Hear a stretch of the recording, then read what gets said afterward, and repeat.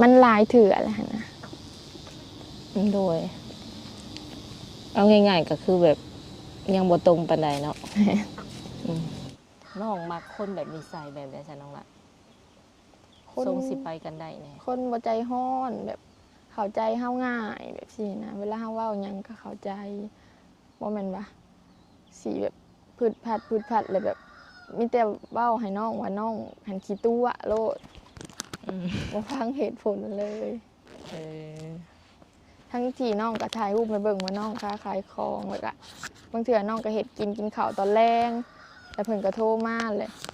น้องก็ปะโทรศัพท์ไว้อยู่ห้านสิซะเพิ่นก็ว่าเฮาตัว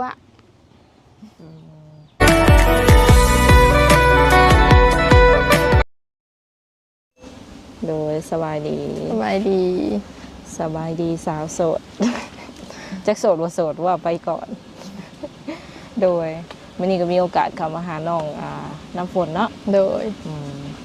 หลายคนก็คือสิลืมว่าซามีแต่ว่าสิให้น้องแนะนำตัวคืนใหม่แล้วก็อาจจะถามแบบเรื่องเก่าแน่จักเล็กจักหน่อยเนาะโดยแนะนำตัวใหม่ซื้อน้ำฝนอายุ20 ปี20 ปีป้ายแล้วบ่ตอนนี้แม่โดยเพราะว่ามาถ่ายกับตอนนั้นก็หาข้อเช้าโดยน้องน้ำฝนเนาะเป็นเท่าใดปัจจุบันอยู่เฮือนหรือว่าเฮ็ดเวียกเฮ็ดงานคือเก่าขายเครื่องคือเก่าแต่ว่าย้ายออกไปขายอยู่นอกบ่อนมันได้ขายกว่านี้โอ้ใกล้บ่ไกลอยู่น้องโกมย้ายไปน้องโกมพูดโดยเพราะว่ามาเมื่อก่อนก็คือขายอยู่ในเฮือนเนาะโดยมันบ่ได้ขายบ่มันเป็นอยู่ในแล้วมันก็เป็นขี้ดินแดงแบบนี้คันว่าสิไปตั้งขายหน้าทางมันก็ขี้ฝุ่นโดยน้องน้ำฝนเนาะทุกคน คือผ่านมาน้องหลาเองก็เคยสั่งครอบครัวบ่เคยก็เป็นผู้สาวที่ว่ายังบ่เคยผ่านการแต่งงานเนาะโดยเคยมีผู้บ่าวผู้แพวอยู่บ่พอมีเป็นอะไรสักแต่ละคนที่ว่าเขามาคุยกับน้องอะไรอย่างโอเคอยู่บ่บางคนเขาเจ้าก็อารมณ์ร้อนสิอยากให้เวลาเฮาค้าขายเครื่องเขาเจ้าก็โทรมาเลยเฮาก็บ่มีเวลาหับเฮาขายเครื่องอยู่แล้วเขาก็ว่าเฮาขี้ตัวถ่ายรูปให้เพิ่นเบิ่งอยู่บ่ถ่ายรูปให้เบิ่งตลอดเวลาขายเครื่องแล้วก็ไปตลาดก็ถ่ายให้เบิ่งเลยเป็นอะไรลงโตกันอยู่บ่หรือว่าเพิ่นก็บ่เข้าใจเลยบ่ฮู้เพิ่นก็มีแต่ว่าให้แล้วก็มีแต่ว่าอยากไปจากแบบซี่หั่นนะแต่บัดนี้พอรู้สึกว่าตัวเองผิดแล้วก็มาง้อแบบซี่หั่นนะมันหลายเถื่อแหละนะโดยเอาง่ายๆก็คือแบบยังบ่ตรงปานใดเนาะคือคล้ายเครื่องนี่คล้ายเครื่องแท้แล้วว่าน้องรักโดยเราก็ได้แบบถ่ายรูปถ่ายอย่างให้เพิ่นเบิ่งอยู่เราก็ถ่ายรูปคือน้องเฮ็ดเวียกหรือว่าคล้ายเครื่องนี่เป็นช่วงไหนน้องล่ะตอนแรกประมาณ4 โมง5 โมงขึ้นไปบ่โดยฮอด8 โมงคันช่วงกลางเว้นแบบนี้ได้ตอนเช้าตอนเที่ยงอย่างประมาณนี้มีแต่ไปตลาดแล้วก็เฮ็ดเครื่องไว้ตอนแรกก็ได้ขายเป็นช่วงเช้าช่วงคือเป็นช่วงเช้าช่วงอย่างประมาณนี้นี่แบบเพิ่นก็สามารถโทรได้บ่หรือว่าได้แต่ว่าเพิ่นยังค้าเวียกแล้วบัดนี้เฮาขายเครื่องแล้วเพิ่นเลิกเวียกแล้วเพิ่นก็อยากโทรมาสิเห็นนะอันนี้สำหรับบุคคลหนึ่งแล้ววะดูก็มีแต่ว่าเวลาเพิ่นก็อาจจะแบบบ่ค่อยคงที่ปานใดเนาะแม่หากเวลาขายเครื่องลูกค้าเขาตลอดเลยบ่น้องล่ะก็บ่ตลอดมันก็บ่ได้สู่ขายปานใดเด้นี่เป็นบางมื้อ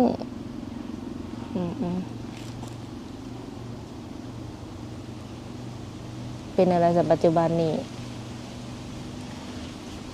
ไก่สิแบบว่าสีลงเอยกับไผ่แล้วบ่หรือว่ายังกลางๆอยู่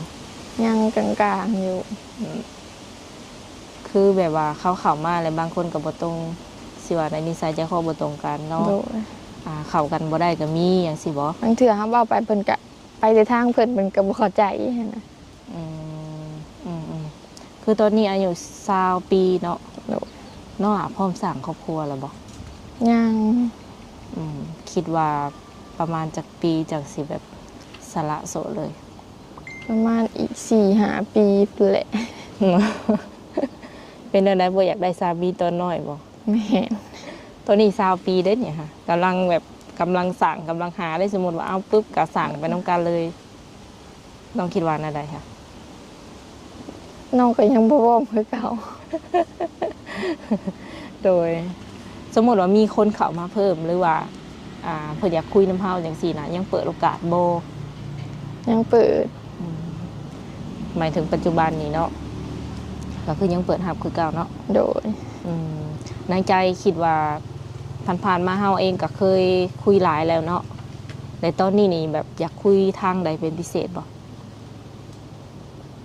ครูบาฟังลาวบ่หรือว่าฟังไทย น้องมีเข้ามาก็คุย คุยเบิด ลอง บ่ คุยโดย โดย เคยมีครูบาต่างประเทศเข้ามาบ่เนาะ ก็เคย เพิ่นเข้ามานี่เพิ่นก็เว้าภาษาลาว บอก เนาะ มีแต่ว่าเพิ่นอยู่ไทยและเพิ่นไปเฮ็ดเวียกต่างประเทศ ก็เว้าลาวเว้าไทยอย่างปกติเนาะ โดย อืม เป็นอะไรสักความรู้สึกแบบเฮาเปิดใจมาโดนแต่ก็แบบ ยังบ่เจอคนที่ว่าเพิ่นโอเคกับเฮาโอเคกับเพิ่นจังซี่นะ โมจักคือกันแบบบางเถื่อกะความคิดมันต่างกัน อืม บางเถื่อเขาเว่าให้เราเข้าใจเราก็บ่เข้าใจแบบเราก็ไปแต่ลาวสิ อืม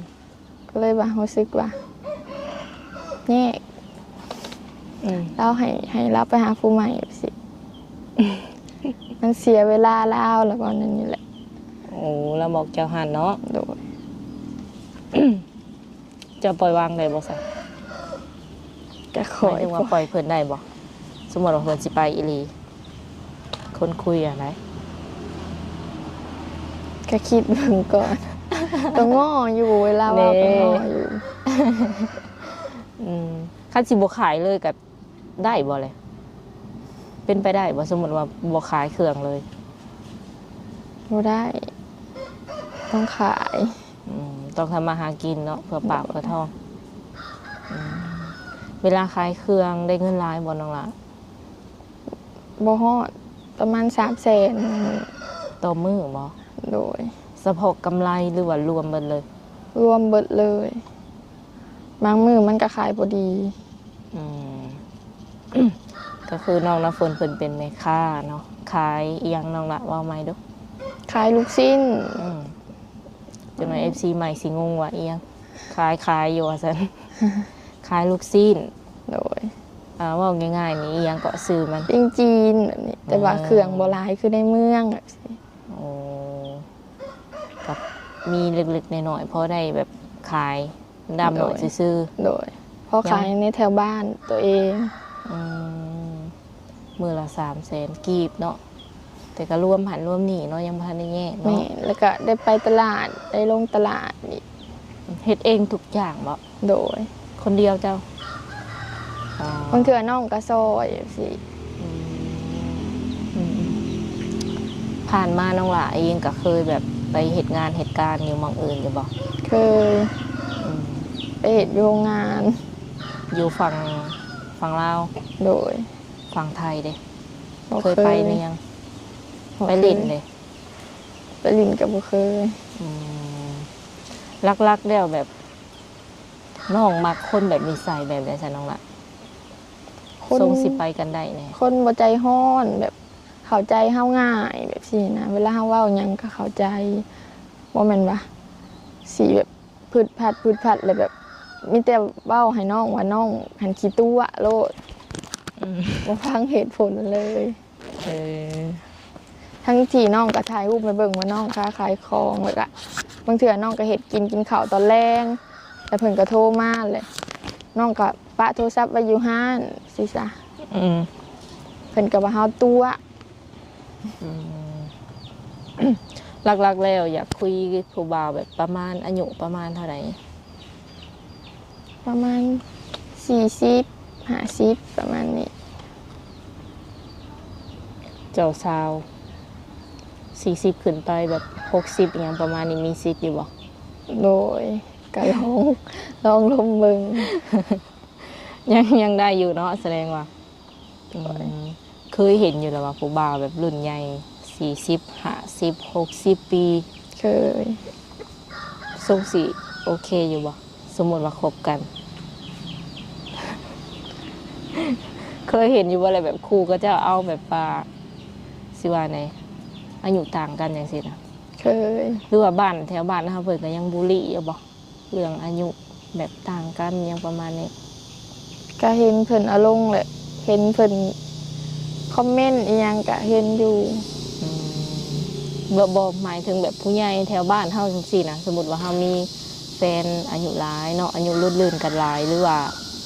บ้านเฮาก็อาจจะห้องว่าเฒ่าจังซี่นะ โดย เพิ่นก็เว้าควันเว้าหยังแบบบูลลี่ยังบูลลี่อยู่บ่ ว้าว คนแถ แต่ ว บ่ บ้าน สนดอก อ๋อ แต่พ่อแม่เฮาเข้าใจ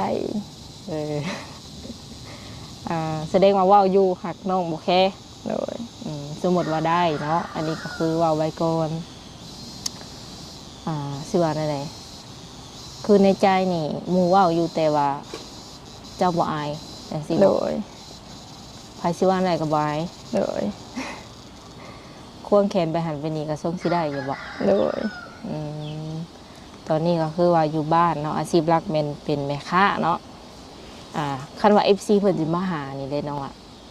มาหาอยู่เพื่อน ให้มาหาอยู่เพิ่น โดย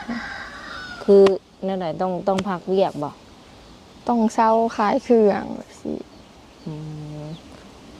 FC บางคนเนาะเพิ่นอยากมาแบบมาเหมาอย่างสินะในมือที่น้องนะขายเครื่องคันเป็นประมาณนั้นนี่น้องสะดวกบ่ บ่สะดวกปานใดเพราะว่าเฮาเศร้าเพื่อนพี่น้องหั่นเด้เราบ่อยากรบกวนเพิ่น ก็คือว่าคันมาแล้วเนาะสิเฮ็ดคือแบบเพิ่นเป็นลูกค้าอย่างเดียวนะมันก็ย่านว่าบ่เหมาะสมเนาะก็ต้องได้ต้อนรับอีหยังเพิ่นแน่เนาะ โดย ประมาณนี้แหละว่ะ โดย คันสมมุติว่าเพิ่นสิมาเป็นลูกค้าซื่อๆแล้วไปนี่ บ่ได้ ได้บ่ กะเพิ่นสิว่าเฮาต้อนรับบ่ดีบ่ เออ ก็เลยว่าเพื่อนสะดวกกว่า อืมก็คือมันอาจจะน่าเกลียดโพดเนาะประมาณนี้นะเขาคิดของน้องเพิ่นนะแต่ FC ก็อาจสิคิดว่าเอาเป็นหยังคือบ่ให้มาซื้อจังซี่นะเนาะอยากมาซื้อเป็นหยังคือบ่ให้มา โดย ก็คือว่าคันว่าสิมาซื้อคือลูกค้าเลยก็ได้อยู่หักน้องก็อาจจะคิดหลาย โดย ย่านเพิ่นเว้าควั ห น รือว่าสิเอาเครื่องมาปิ้งอยู่เพื่อนก็ได้สินะเขาจะมีแบบเวลาเว้าเวลาโอลมกันหลาย อืมอันนี้คือเหตุผลของน้องเพิ่นเนาะทุกคนจักหน่อยสิเว้าว่ามีหยังบ่คือบ่อยมาซื้อฮอดห้านฮอดหยังจังซี่ คันได้ซื้อแล้วก็แบบว่าอยากนั่งเล่นนั่งหยังน้ำเพลินแน่อย่างสิเนาะห่างอยู่เพื่อนนี่กับบรรยากาศดีเนาะ แม่ โดยพ่อแม่ไปใส่ซะเนาะ ไปคลายเครื่องแม่ไปคลายเครื่อง อยู่เฮียนอะยังไม่ได้พักบอก ย่าง อืม ประมาณวันศุกร์ มื้อนี้นะ มีวันศุกร์บ่ เอาก็ลืม ลงมือแล้ววะมื้อนี้แล้ววันศุกร์ เอาคิดว่ามื้ออื่น เออ ก็แม่นแล้วเขานัดจะวันศุกร์เนาะ แม่ ลงมือแล้วเฮ็ดเวียกหลายว่าจังเออคันมาลิ้นแล้วนี่คือการมาลิ้นนี่นัดก่อนล่วงหน้าแม่นบ่ โดย แต่ว่าในใจลึกๆนี่อยากให้เพิ่นมาอยู่บ่ช่วงนี้ช่วงสงกรานต์เนี่ย ช่วงสงกรานต์นี่ยังบ่ว่างเพราะว่าเมื่อหาหญ้า อืม ปู่ ยังบ่ว่าง เพิ่นก็ าะ เสียแล้วแบบนี้เพิ่นเสียบางเดือนก่อน ก็เลย เมื่อหาเพิ่นมาอยู่กับเพิ่นก่อน อืมอืมอืมเมื่ออบอุ่นเพิ่นอะไรเนาะ โดย แต่ช่วงปีใหม่ยังบ่ว่างเนาะ FC หลัง เอา ปี เป็น ใหม่ ช่วงไหนบัดนี้ หลังปีใหม่ หลังปีใหม่เลยสะดวกบ่ โดย คันสมมุติว่าเพิ่นมาเพิ่นให้พาไปเล่นไปเที่ยวนี่มีแบบ แถวไปอยู่บ่น้องละ ไปกับบ่มีดอกมีแต่สิพาไปหน้า สิพาไปหน้าอยู่บ้าน อยากไปหลินไปเที่ยวอยู่บ่เลยในใจเจ้าอยากไปหลินแถวใดบ่แถวใดอยากไป ยังบ่ฮู้บ่นไปเที่ยวคือกัน เออโดย บ่ได้เคยไปใส่ไกลบ้านปานใดนะ อืมแบบหนึ่งเด้อไปเอาแบตก่อน บัดทีนี้คันว่า FC เพิ่นอยากติดต่อหาน้องเนาะ โดย สามารถติดต่อได้ทางใดเนาะ ทางไลน์ แจกแต่ไลน์บ่ โดย เบอร์โทร เจ โอเค มีแต่ว่าทักมาว่านำสาวบุญเปียงได้เนาะทุกคน โดย เป็นไลน์หรือว่าเบอร์โทรเนาะทักมาแบบว่าได้แน่ๆในช่วงไหน ตอนเช้าก็ได้ ตอนแรงก็ได้ หากคือคันว่าจะแบบโทรตลอดนี่แมันบ่สะดวกบ่ แม่น คันว่าเฮาเสร็จแล้วเฮาตอบแหละ ได้อยู่ประมาณตอนขายเครื่องคันให้เฮาโทรวิดีโอคอลนี่ลูกค้าก็มาอยู่หั่นดิต้องขายเครื่องก่อน ปัจจุบันนี่อาศัยอยู่กับไผก่อนน้องละ อยู่กับป้ากับแม่ เป็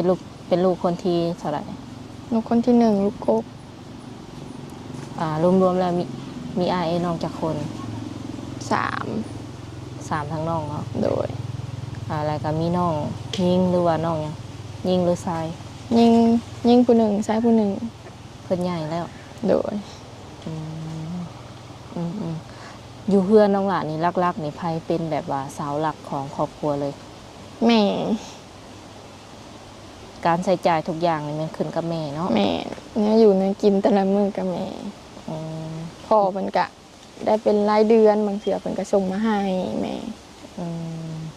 ถ้าแม่นี่เฮ็ดอาชีพค้าขายคือกัน โดย ถาวพ่อได้เนาะ ขับรถพ่วง แม่เป็นแม่ค้าเนาะก็สิได้เงินแบบรายวันเนาะ แม่ พ่ออายุประมาณเท่าไหร่ตอนนี้ ประมาณ39 เพิ่นยังหนุ่มเนาะ แม่เด้ แม่40 เด้ 40ปลายนี่แหละ แม่อายุสิหลายกว่าพ่อได้จักหน่อย โดย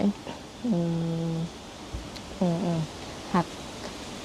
เป็นแนวใดคือว่าแบบหลายคนก็ถามว่าเป็นแนวใดน้องล่ะคืออยู่กับป้านะเพราะว่าพ่อแม่ก็มีอย่างสิ ยังบ่มีเพื่อนเป็นของตัวเองแบบซี่แหละเฮาก็ยังตั้งโตวบ่ได้พ่อแม่ก็พอแต่ว่าเลี้ยงลูกส่งเรียนแต่ละมื้อแบบซี่นะ คือแบบว่าสิ่งที่เป็นของพ่อของแม่มานี่ยังบ่มีเอียงเนาะน้องล่ะเนาะ โดย คือแบบว่าเพิ่นก็อยู่กินน้ำกัน แล้วก็อาศัยอยู่เพื่อนของป้านี้ โดยขันสิมีกะมีอยู่ดินอยู่บ้านบ้านยาซื้อไว้แม่ก็พอซื้อไว้ แต่ว่ายังบ่มีโอกาสสิได้เฮ็ดก็เลยว่ามาอยู่พี่ก่อนอยู่พี่ค้าขายก็ได้ อยู่พุ่นแบบ มันบ่แม่นตัวเมืองค้าขายก็บ่ดีบ่ได้สุดได้ขายแบบซี่น่ะอยู่พี่มันสิทำเลดีกว่า ดินดอนตอนหยาที่ว่าอยู่ตอนนี้นี่เป็นของแบบ ของ ป้า ป้า หรือว่าพี่น้องไปเลย โดย เออ คันว่าอยากเฮ็ดเทือนป้าก็สิแบ่งให้แบบซี่ แบ่งให้แบบฟรีๆนี่บอก โดย เพราะว่าสิว่าแนั่นได้ว่าแม่น้องหาหลักไปไทยตอนแต่ยังน้อยเพิ่นอยากไปเฮ็ดเวียกอยู่ไทยแต่เพิ่นก็หลักไปไทยเพิ่นก็ประมาณว่าถือแบบนายหน้านี่เอาไปขายแบบซี่หั่นน่ะไปขายให้งานแบบนี้แล้วบัดนี้พอเพิ่นแบบกลับมาก็20ปลายปีพ่อแม่ก็บ่อยู่แล้วพ่อแม่เพิ่นก็คิดว่าเพิ่นนั้นเสียแล้วคิดว่าแม่น้องเสียแล้วก็แบ่งเอียงให้ป้าเบิดสิน่ะแล้วบัดนี้มาบัดนี้แม่ก็เสียพ่อก็เสียบัดนี้ก็คันสิได้ก็ได้แต่น้ำป้าและคันป้าแบ่งให้ จะคิดว่าไหนเนาะเรื่องจริงอันเนี่ยคือในแบบ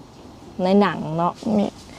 คือเพิ่นไปเลยแบบว่าเพิ่นบ่ติดต่อกลับมาเลยอย่างซี่เนาะ แม่นเพิ่นหลักไปแล้วก็บ่ได้บอกพ่อบอกแม่ โอ้ แล้วนี่ก็ถือค่ายให้งานแบบซี่นะ อืมพ่อกับบัดทีนี้เนาะพ่อกับแม่ก็คิดว่าเพิ่นน่ะบ่อยู่แล้ว แม่ ก็เลยยกทุกอย่างน่ะให้ป้า โดยเพราะว่าป้าก็เอาผัวเอาหยังเบิดเลยเด้ก็มีลูกบัดนี้ โดย กลับมาวันนี้ก็คือพ่อแม่บ่อยู่แล้วได้เนาะ แม่แต่กี้สิมีตูบน้อยๆซ้ำนั่นแหละ อืม บ่ได้มีเพื่อนหลังนี้แล้วก็แม่น้อ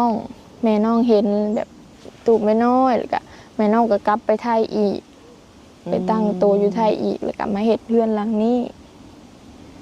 อันหลังสีชมพูนี่ได้ หลังซีนี่แหละ ตัวใหญ่เนาะ โดยหลายปีเลยตั้งแต่น้องทันได้เกิด อันมีตั้งแต่เจ้าท่านได้แบบลืมตาเบิ่งโลกจังซี่บ่ โดย เพื่อหลังนี้หันนะ เพราะว่าแม่น้องออกไปหาเงินอยู่ไทยเพิ่นตั้งโตวได้เพิ่นก็ผากเงินมาให้ป้ากับลุงเฮ็ดเฮือนเองเพราะว่าบ่ได้จ้างช่างมันก็สิแพงก็เลยผากเงินมาเทื่อละ1,000-2,000แบบนี้หั่นน่ะ อืม แล้วก็คอยก่อไปเทื่อละน้อย มันก็ยากเนาะน้องหลานเนาะ โดย เพราะว่า ดินกับดินเพิ่น แม่ แล้วก็อยู่น้ำกันแบบนี้แหละเด้ป้าเพิ่นก็ลูกสาวเพิ่นก็เฮ็ดผากเงินมาเฮ็ดเฮือนหลังน้อยนี่ อืมในความคิดแบบว่าน้องก็อยากเฮ็ดเฮือนเป็นของตัวเองอยู่บ่ โดย อืมก็บ่ความหมายก็คือบ่อยากอยู่น้ำเพิ่นแบบตลอดไปอย่างซี่เนาะเพราะว่าตั้งแต่ข้าวพ่อข้าวแม่ก็เพิ่นก็อยู่นี่แล้วคันแยกออกก็สิแยกอยู่นี่บ่หรือว่าสิไปอยู่แบบ บางทีก็อาจสิคันมีเงินก็สิขอป้าปลุกอยู่นี่เพราะว่าขายเครื่องขายของมันก็ดีแบบ อืมอืม มันก็สิเป็นตัวเมืองกว่าอยู่พุ่นอยู่บ้านพอ อืมฐานะนี่เป็นแบบปานกลางจัดได้บ่ปานกลางเฉพาะแต่ครอบครัวน้องจังซี่นะ โดย ได้อยู่ ก็ เนาะ พอมีอยู่มีกินบ่ได้ไปขอไผแบบนี้นะ อืมเพิ่นแบบบ่มีอีหยังแต่ว่าเพิ่นดุมันเนาะทุกคนคันสิว่าแล้วก็ดุมันบ่ได้อยู่ซื่อตั้งแต่พ่อตั้งแต่แม่เนาะ